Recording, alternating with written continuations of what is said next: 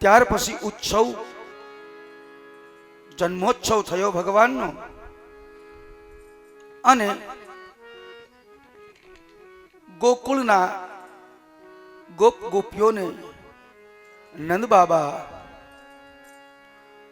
ખૂબ જ ભાવથી પ્રેમથી દાન કરે છે. શાંડલ્ય ઋષિ નંદ બાબાને આજે સોનાના પાટલે બેસાડી અને દાન કરાવે છે. સંતો આપણી પાસે દાનનો મહિમા મૂકે છે સાહેબ, અને આ જગતમાં દાનનો મહિમા છે. દાનનો મહિમા કેવો છે તમને કહું, પણ જેના હાથે દાન થયું હોય એની વાત છે. પછી એવું નહીં કે દીકરાએ આપ્યું એટલે અમારે ન દેવાય. ઘણી જગ્યાએ આપણે એવું પણ હોય કે ઘરમાં એક જણો દાન કરે, પણ દાન એવું કરો કે તમને ખબર જ છે કે અમારે 500 રૂપિયાનું દાન કરવું છે, અમે 5 જણા ઘરમાં છીએ તો બધાય 100 રૂપિયાનું દાન કરો, પણ બધાય કરો. એવું નહીં કે બધાને 500 નું જ કરવું જોઈએ, જે ભગવાને આપણને આપ્યું હોય.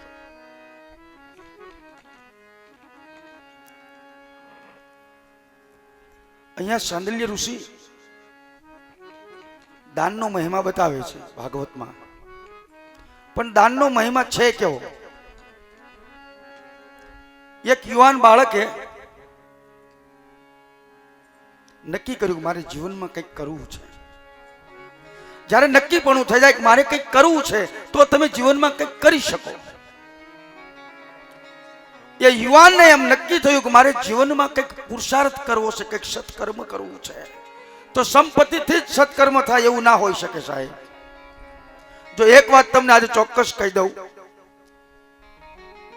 તમે ખૂબ ધન કમાઓ ને ધન, તો એ ધનનું તમારે ધ્યાન રાખવું પડે.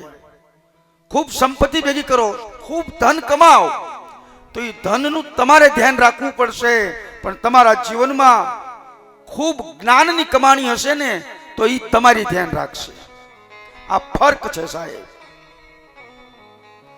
ધન તમે કમાઓ છો, મહેનત તમે કરો છો, અને એને પણ દુઃખ અહીંયા છે, બે ભાઈના મકાન પડખે હોય અને જેઠાણીને પિયરમાં જવું હોય તો પોતાના દેરાણી ઉપર ભરોસો નહીં, પણ ઘીરે તાળું વાંચીને જાય તાળા ઉપર ભરોસો.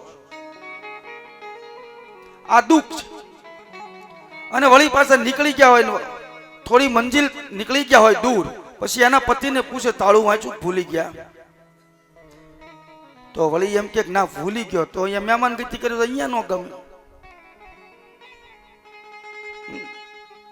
જે તમારા છે એની ઉપર ભરોસો મૂકતા શીખો સાહેબ. યુવાન નક્કી કરે છે કે મારે જીવનમાં કંઈક કરવું છે. સંપત્તિ નથી એની પાસે, ગરીબ માણસ છે સાહેબ. એ માણસ 4 ગામના સીમાડે, જ્યાં 4 ગામનો એક માર્ગ મળે છે, ત્યાં પાણીનું પરબ બનાવે છે. આવતા અને જાતા લોકોને પાણી પાય છે. કાવડ લઈ અને પાણી ભરી આવે, પછી એ ઠંડા માટલામાં પાણી નાખી દે. કોઈ આવે તો એને પાણી પાય. 1 દિવસ 2 દિવસ આમ કરતા કરતા 6 મહિના થયા છે. 6 મહિનાથી એ યુવાન બધાને પાણી પાય છે. અમારા રામકૃષ્ણ બાપુ તો મને એમ કહેતા કે પાણીના 5 ગુણ, સાસના 6, અન્નના અનેક, પણ મનથી કરો તો. પછી તમારે ભારે કરી અત્યારે ક્યાંથી નહીં અહીંયા મુવા, એમ નહીં, મનથી થાય તો. 6 મહિના પછી જે યુવાન પાણીનું પરબે બેઠો છે,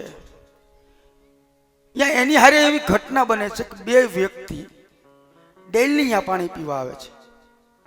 2 વ્યક્તિ એવા છે કે ડેલી ત્યાં પાણી પીવા આવે છે. તો એક દિવસ યુવાન પૂછે છે કે ભાઈ તમે કોણ છો? દરરોજ શા માટે આવો છો પાણી પીવા? ત્યારે સામેથી જવાબ મળે છે કે યુવાન, અમે તો યમના દૂત છીએ. અમે યમના દૂત છીએ.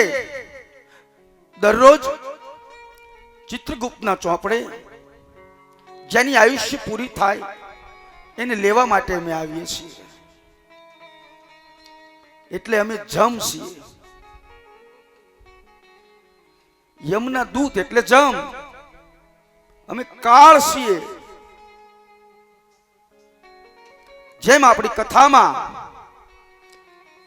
હવે નંદ બાબા મથુરા જશે અને પાછળથી પૂતના આવશે ગોકુળમાં,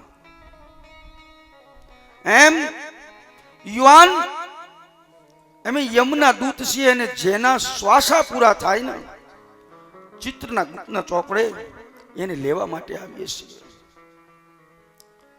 કાંઈ વાંધો નહીં. પણ પછી તો બીજા 6 મહિના વયા ગયા. યમના દૂતની સાથે જે યુવાને પાણીનું પરબ બનાવ્યું છે ને એને ખાસ મિત્રતા થઈ ગઈ સાહેબ. આપણામાં તો કહેવત છે જમની ભાઈબંધી ના હોય, પણ આને ખૂબ મિત્રતા થઈ ગઈ.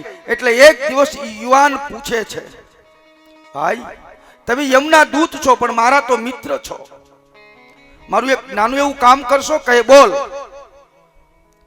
મારું મૃત્યુ કેવી રીતે છે જરા જોતા આવજો. મારું મૃત્યુ કેવી રીતે છે એ જરા જોતા આવજો. એટલે યમના દૂત યમના દરબારમાં આવે છે સાહેબ.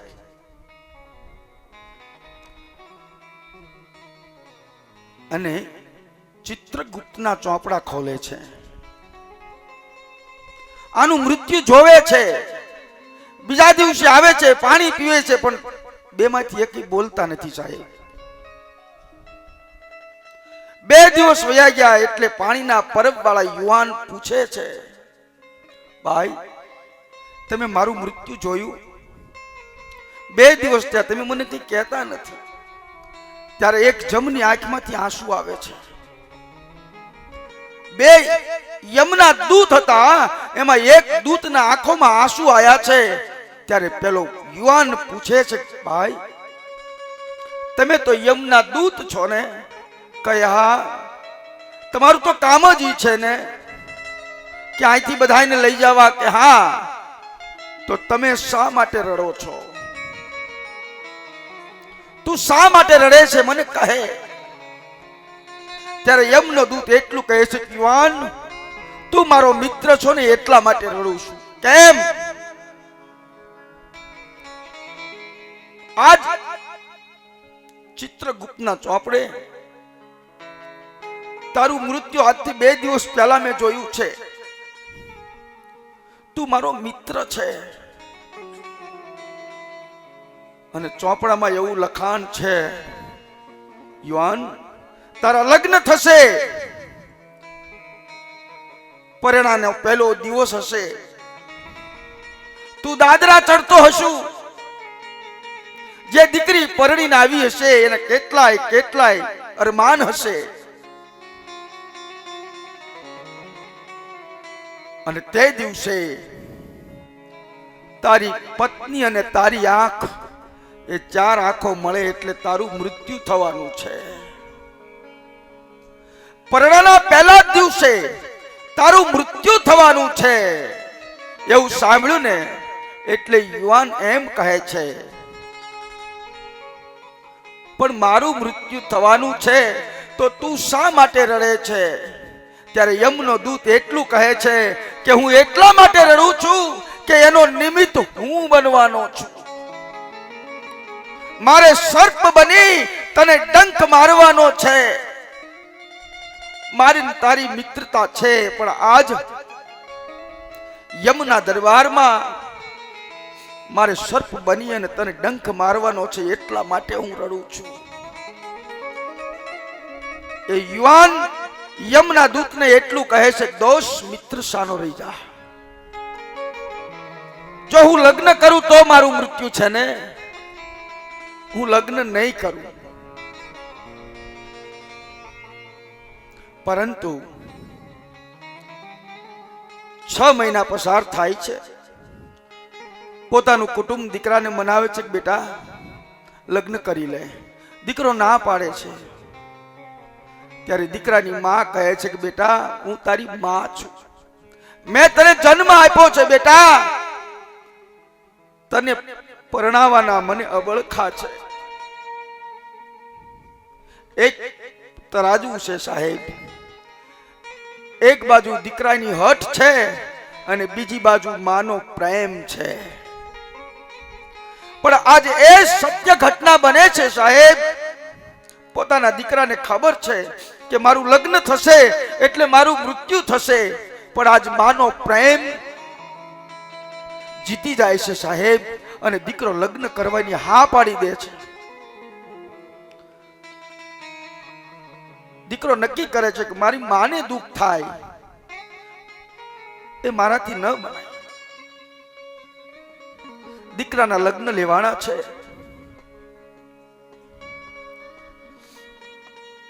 દીકરો પરણીને ઘરે આવે છે. પરણાનો પહેલો દિવસ છે. આવનાર દીકરી ઓરડામાં બેઠી છે.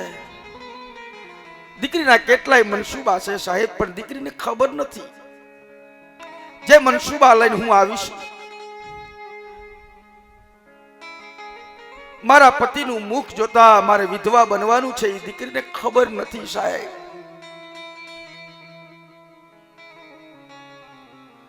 પણ એવા સમયે યમનો દૂત જ્યાંનો મિત્ર હતો એ આવી જાય છે. બંને મિત્રો, બંને ભાઈબંધ દાદરાના પગથિયે બેઠા બેઠા વાતો કરે છે, અને આવનાર પરણીને આવનાર એ પુત્ર વધુ બંનેની વાતોને સાંભળે છે. બંને મિત્રો વાતો કરે છે કે ભાઈ આપણે બે મિત્ર છીએ, પણ આજે તારી પરણાનો પહેલો દિવસ છે. તારી પત્નીનું મોઢું જો અને મારે તને ડંખ મારવાનો છે. તારી છેલ્લી ઈચ્છા હોય કે એકવાર હું પૂરી કરી દઉં, કારણ હું યમનો દૂત છું ને તું મારો મિત્ર છો. તારી જે છેલ્લી ઈચ્છા હોય કહે હું પૂરી કરી દઉં. અને એ વખતે એ યુવાન એટલું કહે છે યમના દૂતને કે મારી છેલ્લી ઈચ્છા તું પૂરી તો કરીશ ને, તું મારો મિત્ર છો. કહે હા પૂરી કરીશ. તો મારી છેલ્લી ઈચ્છા એ જ છે કે તું મને એવો એક ડંખ મારજે કે બીજા ડંખની જરૂર ન પડે ને મારું મૃત્યુ થઈ જાય સાહેબ. એક એવો ડંખ મારજે મને કે બીજા ડંખની જરૂર ના પડે અને મારું મૃત્યુ થઈ જાય. સત્સંગ, સંત અને સાધક એના છેલ્લા એ જ અરમાનો હોય છે સાહેબ. ભાગવત કથા એ આપણા મૃત્યુને સુધારવા માટે છે. ભાગવત કથા એ જ છે સાહેબ, આપણું મૃત્યુ સુધરી જાય. કોને ખબર છે આપણું મૃત્યુ કેવી રીતે થવાનું છે? સંત કૃપા આપણા મૃત્યુને સુધારી દે સાહેબ. ગુરુ કૃપા આપણા મૃત્યુને સુધારી દે.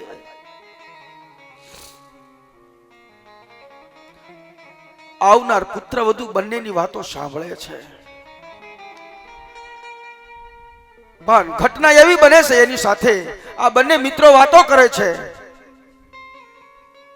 પોતાની પત્ની ઓરડામાં રડે છે.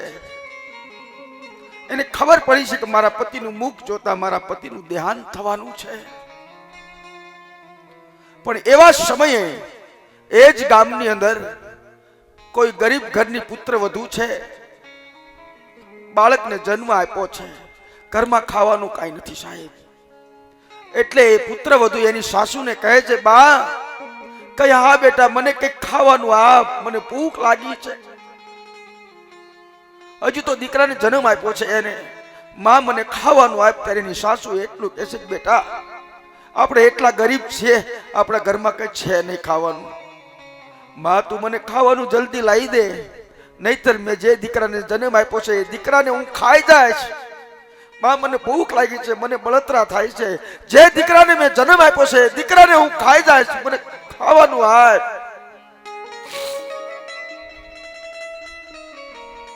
અને તેથી સાસુ બજારમાં નીકળે છે. ભાઈ કોઈના ઘરમાં હોય તો મને ખાવાનું આપો,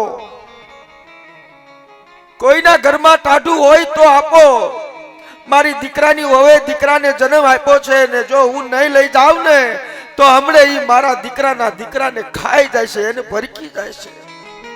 મને કોઈ ખાવાનું આપો ને. એવા સમયે સાહેબ જે દીકરી પરણીને આવી છે એની માએ માં માટલું સાથે આપ્યું છે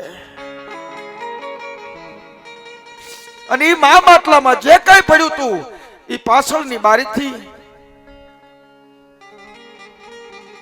આ દીકરાની વહુ બધું આપી દે છે. સાસુ ઘરે લઈને જાય છે, એની દીકરાની વહુને આપે છે કે લે ખાઈ લે.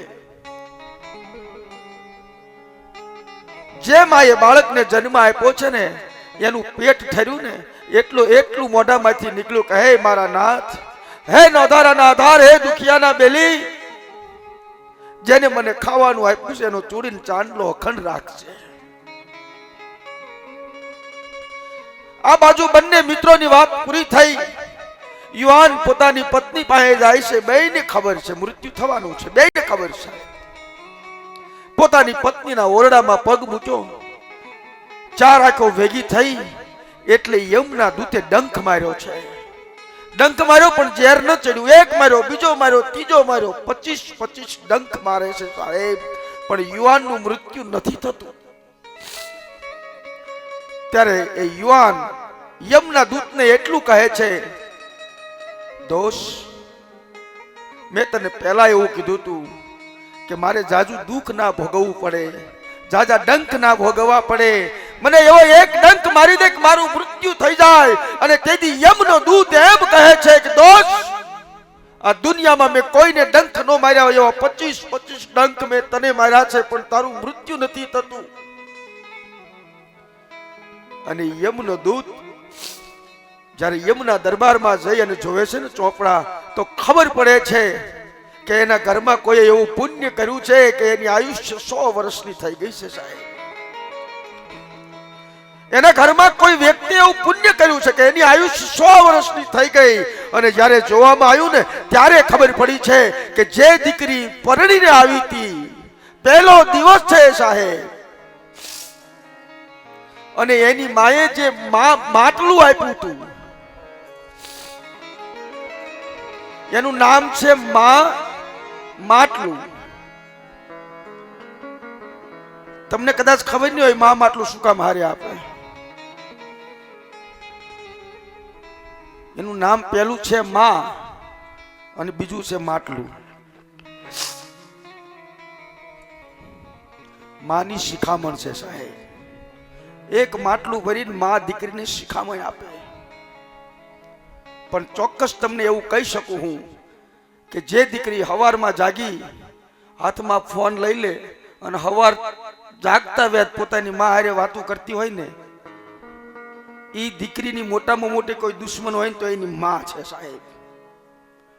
સવારમાં જાગી અને 7 વાગ્યામાં 6 વાગ્યામાં પોતાની માં હારે ફોન લઈને બેસી જાવ, વાતો કરવી, ઘરમાં કઈ કામ ન કરવું. બાપ, તમારા લગ્ન થઈ જાય અને જેના થયા હોય ને જે આ ગામની દીકરીઓ હોય કે આ ગામની હોય, સવારમાં 9 વાગ્યા પહેલા તમારા મા બાપને ક્યારેય ફોન ન કરવો. એ પહેલા રસોઈ બનાવી લેવી, નાસ્તો બનાવી લેવો, બધું કામ કરવું. મને ખબર નથી પડતી કે સવારમાં જ શું કામ હોય 7 વાગ્યામાં. જો કે તમારે અહીં એવું નહીં થતું હોય, મને ભરોસો છે એવો. અને જ્યારે યુવાનને ખબર પડી કે મારી પત્નીએ એવું પુણ્ય કર્યું હતું, એવું દાન કર્યું હતું સાહેબ, કે જેને પોતાના પતિની આયુષ્ય 100 વર્ષની કરી દીધી, એમ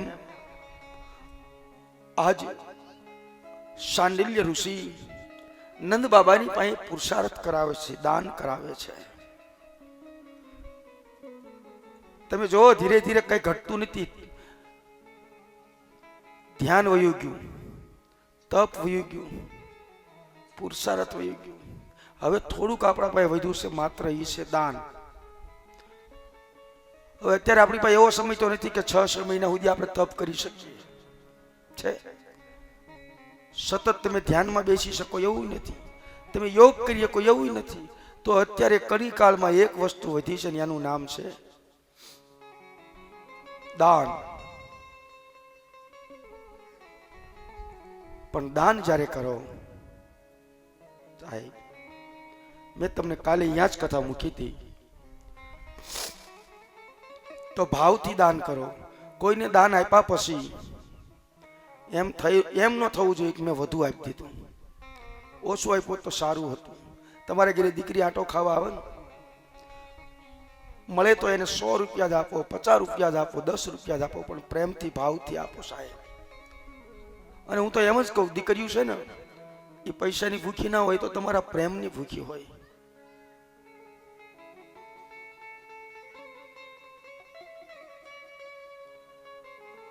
આજ નંદ બાબા મથુરા ગયા છે.